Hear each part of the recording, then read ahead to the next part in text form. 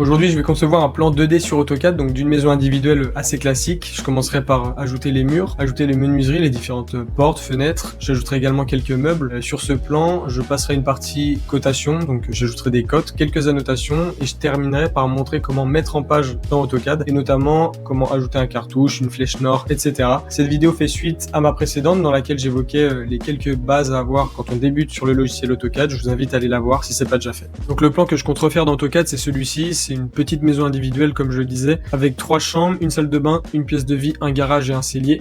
Cette image, je vais tout de suite venir l'insérer dans AutoCAD afin d'éviter de devoir faire des allers-retours entre l'image et puis mon fichier AutoCAD. Donc je vais aller dans l'onglet insertion, cliquer sur attacher, venir sélectionner directement l'image, ok.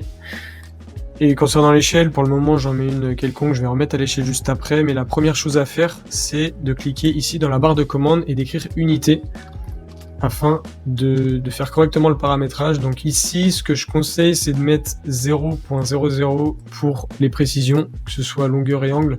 Et en termes d'échelle, généralement, c'est en mètres. En tout cas, moi, c'est comme ça que je dessine. Je vais donc pouvoir mettre le fond de plan à l'échelle. Alors l'idée, c'est pas de redessiner directement dessus. Je vais bien entendu redessiner le plan 2D de la maison à côté, mais c'est intéressant si on veut avoir certaines codes qui sont pas spécifiées sur l'image. Donc la méthode que je vais utiliser, entre guillemets, c'est pas la seule, hein. Il existe plein de méthodes pour le remettre à l'échelle, mais ce que je ferai moi, c'est que ici, si vous voulez, on voit qu'il y a une cote 8,51, donc qui est censée faire 8,51 m et qui actuellement forcément ne les fera pas. On est à 2,97 environ parce que j'ai inséré le plan de manière arbitraire. Mais je viendrai ici ajouter une polyligne rouge pour qu'on voie un peu mieux. Je viens à l'intersection et j'écris 8,51. Donc cette cote, en réalité, devrait être censée faire toute la longueur de mon trait rouge pour que le fond de plan soit à l'échelle. Donc je vais venir sélectionner le fond de plan. Je vais cliquer sur la fonctionnalité échelle. Je vais cliquer sur l'intersection. Et là, je vais cliquer sur référence dans la barre de commande. Je vais recliquer sur ce point-là, sur la deuxième intersection, cette fois-ci au bout de mon trait rouge. Et donc, eh bien maintenant la cote fait réellement 8,51. Notre plan est globalement à l'échelle, même si c'est imparfait, mais pour l'usage que je vais en faire dans cette vidéo, ce sera suffisant. À présent, ce qui serait intéressant de faire, c'est ajouter des calques. Donc je vais aller dans propriétés des calques et cliquer sur ce bouton. Donc je vais ajouter un calque mur que je vais mettre dans un gris, voilà, un peu foncé mais pas trop. Un calque cloison. Idem, je vais le mettre dans un gris un peu plus clair cette fois. Et puis un troisième calque pour les menuiseries. Donc comme je l'expliquais la dernière fois, en fait les calques ça va nous permettre de ranger dans chacun de ces calques des éléments de notre dessin, en l'occurrence toutes nos cloisons, tous nos murs, toutes nos menuiseries, ce qui va nous permettre d'afficher ce que l'on veut avoir sous les yeux. Et puis ça permet aussi de changer toutes les propriétés d'un calque en même temps. Si on veut changer la couleur de toutes nos menuiseries ou le type de ligne, c'est beaucoup plus pratique avec ce système de calque. Donc je vais pouvoir commencer, je vais justement me mettre dans le calque mur, je vérifie bien que l'équerre est bien coché, et alors je vais sélectionner ligne et je vais pouvoir commencer à tracer. Je précise que je me suis imprimé le plan pour éviter de faire trop d'allers-retours, ce serait désagréable pour la vidéo. Mais là, pour le début, en fait, je vais juste refaire les murs extérieurs en me basant sur les cotes qui paraissent ici. Donc la première, ça va être 13,69, 13,8,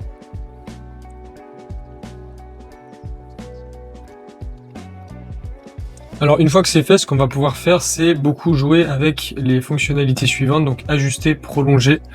Et ce qu'on va utiliser également, ça va être la fonction décaler. Donc ici, je vais venir sélectionner cette première ligne, je vais prendre la fonction décaler, je vais mettre à peu près au milieu, donc quand le triangle il apparaît, c'est le milieu. Et je vais venir à la perpendiculaire écrire 0,2. Et en fait, ça va être l'épaisseur de mes murs.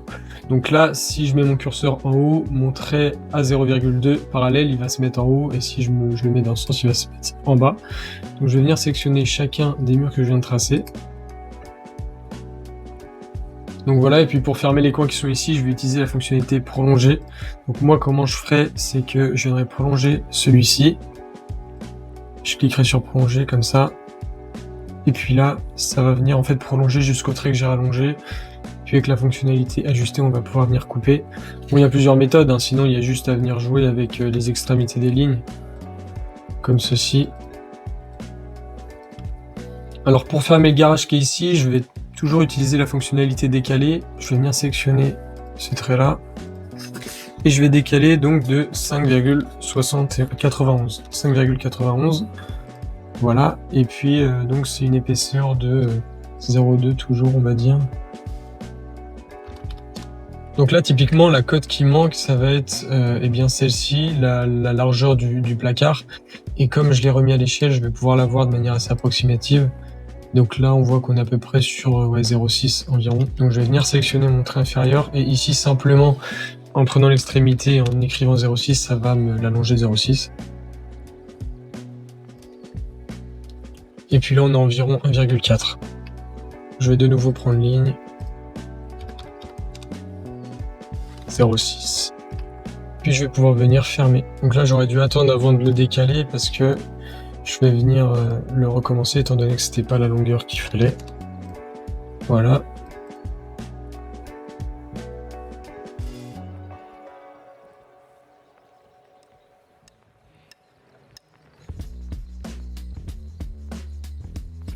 Voilà.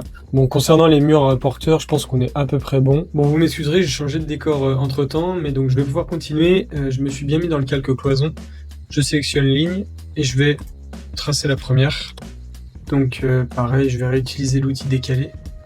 Et cette fois-ci, je vais plutôt mettre une largeur de 0,1 parce que c'est ce qui se fait généralement en termes de cloison. Ici, alors il va me manquer une cote. Bon, je pense que ça va être la même que tout à l'heure. Pour la profondeur, 0,6 environ. Donc là, je vais venir mettre un 2,07 parce que c'était la cote qui était sur mon plan. Et donc 0,6 de profondeur. Pareil, l'outil décalé. Ici, alors ce qui va être intéressant, c'est de copier cela avec un point de base, parce qu'en fait, on peut voir qu'on a une symétrie entre voilà, cette partie et celle-ci. Même si c'est une seule et même cloison, ça va nous permettre d'avoir en fait voilà, ce point-là, l'extrémité. Et ce que je conseillerais, moi, c'est d'appuyer sur la flèche juste ici et de cliquer sur afficher la barre des menus. Et vous verrez que vous aurez accès à beaucoup plus de fonctionnalités. Alors, probablement qu'elles sont toutes accessibles ailleurs dans AutoCAD, mais moi, je suis un peu habitué comme ça. Donc ici, je viendrai sélectionner les deux, édition, copier avec point de base. Et je cliquerai juste ici, l'extrémité inférieure droite. Je fais un clic droit, enfin, je colle. Et ça me permet d'avoir les deux points, donc juste ici. Ce que je vais faire à présent, c'est que je vais aller dans le prolongement. Parce qu'en fait, sinon, ça va me faire deux traits et c'est pas très... voilà, c'est pas très... Enfin, ça se fait pas, tout simplement. Et je vais pouvoir fermer. Je vais juste mettre un petit coup d'ajustement. Voilà. Je vais donc pouvoir maintenant m'attaquer aux cloisons qui sont dans cette partie-là du bâtiment. Et donc, la manière dont je vais procéder, il y a plusieurs possibilités, mais c'est que pour commencer donc par cette cloison, je vais faire en fait un trait de tracé. Donc, je vais vous montrer de 3,90, comme ceci. En fait, je vais venir ici à la perpendiculaire, histoire d'avoir le point de base de ma cloison. Et ici, donc, il va me manquer la cote. D'où l'intérêt d'avoir le plan à l'échelle. 1,80 et puis ça va être une profondeur environ de 0,6 je pense, ouais, voilà. Et donc là je vais pouvoir 1,8, 0,6, après c'est voilà, c'est vraiment de la logique. Et ici on a 3,04, donc si on fait 3,04 moins 1,80, bah, c'est le bon moment pour vous montrer l'outil calculatrice qui est disponible dans AutoCAD. Donc il y a juste à taper dans la barre ici calculatrice, et ici donc on a une petite calculatrice classique. 3,04 moins 1,80, là on est sur 1,24. Bon, ça va peut-être aller plus vite de le faire de tête. 1,4, et puis je vais pouvoir venir ici à la perpendiculaire. Il a donc bien supprimé les traits de tracé parce qu'après sinon ils resteront, ce qui est logique. Je vais réutiliser l'outil décalé comme toujours. Hop. Donc là je vais pouvoir directement fermer. Bon, il y aura des ajustements à faire bien évidemment.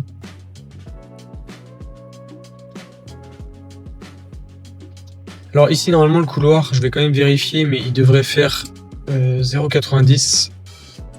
Parce que c'est à peu près la norme, donc ouais, voilà, c'est à peu près ça. On va donc pouvoir faire une soustraction. On est sur 0,5. Donc je vais pouvoir juste ajouter 0,4 en cliquant ici. Voilà, maintenant je vais pouvoir venir ajouter 0,1, 0,1 et fermer, et évidemment supprimer ce bout là. Et donc là on a la cote de 3,49. Donc je vais pouvoir, comme tout à l'heure, venir prendre 3,49 à la perpendiculaire et revenir ici pour retracer. Voilà. Et je vais supprimer tous les traits superflus. Bon, je m'approche de la fin, je vais juste venir mesurer la longueur, ou la largeur plutôt, de ce petit placard, donc 1m10 environ. Si je réfléchis, on va faire 2,86 moins 1m10, donc ça va nous faire 1,78. D'ici, hop, là on va être sur du 0,6, mais avec l'épaisseur de la cloison 0,7.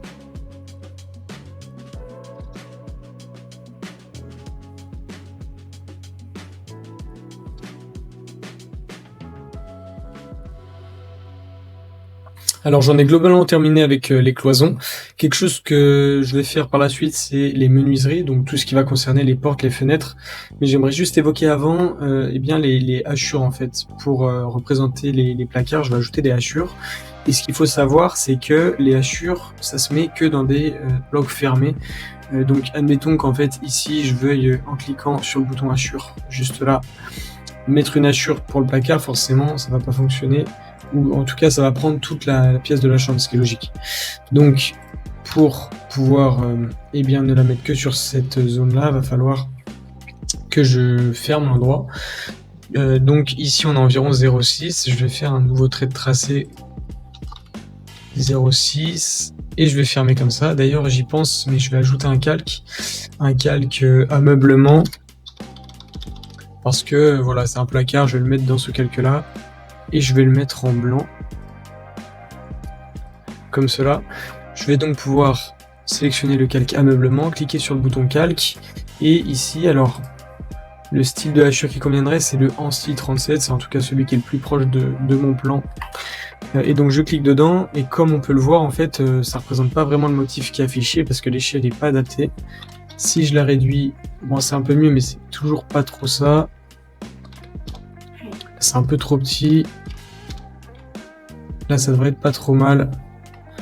Donc voilà, et puis pas oublier de supprimer les traits de tracé. Et donc je vais procéder comme ça pour tous. Voilà, ça peut être un trait comme je viens de le faire. Parfois, peut-être que je pourrais utiliser l'outil rectangle si, admettons, il y a 2 traits à fermer. Donc voilà.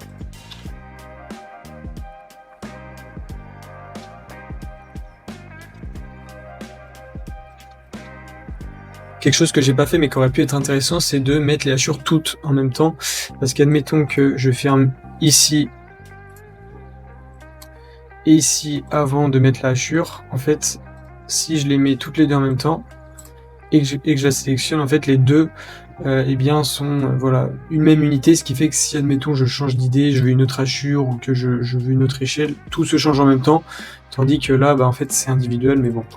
Après voilà, c'est les habitudes de chacun, j'ai envie de dire. Je vais donc pouvoir commencer par mettre les menuiseries en commençant par les fenêtres puis les portes. Et une astuce que je trouve intéressante de partager, c'est que si vous n'avez pas de bloc fenêtre ou porte, ou même tout autre bloc, il y a une plateforme qui est pas mal qui s'appelle Bibliocad. Je pense qu'en fait tout un chacun peut partager des fichiers dessus. Et si admettons je tape fenêtre, eh bien, on peut voir que j'ai accès à plein de fichiers partagés par la communauté probablement, et si j'appuie sur le gratuit, eh bien, je pourrais les télécharger gratuitement. Donc, si on navigue un peu, on voit qu'on a beaucoup de possibilités. Il y a des choses qui vont nous intéresser, d'autres pas du tout. Nous, ici, en l'occurrence, ce serait plus une vue en plan comme celle-ci. Là, on voit que dans ce fichier, il y a plusieurs formats de fenêtres. On a même la possibilité de voir un peu comment rend le fichier avant de le télécharger, mais on pourrait le télécharger en DWG. À titre personnel, pour la vidéo, je me suis déjà constitué un petit semblant de bibliothèque pour tout ce dont j'aurais besoin pour la maison, mais voilà, quelqu'un qui commence sur AutoCAD, je pense que c'est intéressant pour se constituer une petite bibliothèque, d'aller consulter Bibliocad. Et on peut aussi trouver en fait des éléments un peu spécifiques quand c'est pas déjà dans nos fichiers. Donc je vais commencer par faire les ajustements dans les murs, donc les trous en fait dans lesquels je viendrai ajouter mes fenêtres par la suite. Et la manière dont je vais procéder, c'est que je vais prendre la cote juste ici. on a environ 2,10 m, et puis ici on a une fenêtre de largeur 2,10 m parce que ça c'est en centimètres, et donc ça c'est la largeur, et les 2,15 m c'est la hauteur. Donc la manière dont je vais procéder, probablement qu'il y en a d'autres qui sont aussi efficaces, voire plus efficaces, mais chacun ses préférences. Donc ici je vais écrire 2,10 m, puis je vais tracer un rectangle de 2,10 m de largeur également. Je vais utiliser la fonction ajuster pour faire le trou. Je vais supprimer tous mes traits tracés, il ne me reste plus qu'à fermer ensuite les deux murs. Et je vais faire comme ça partout en fait.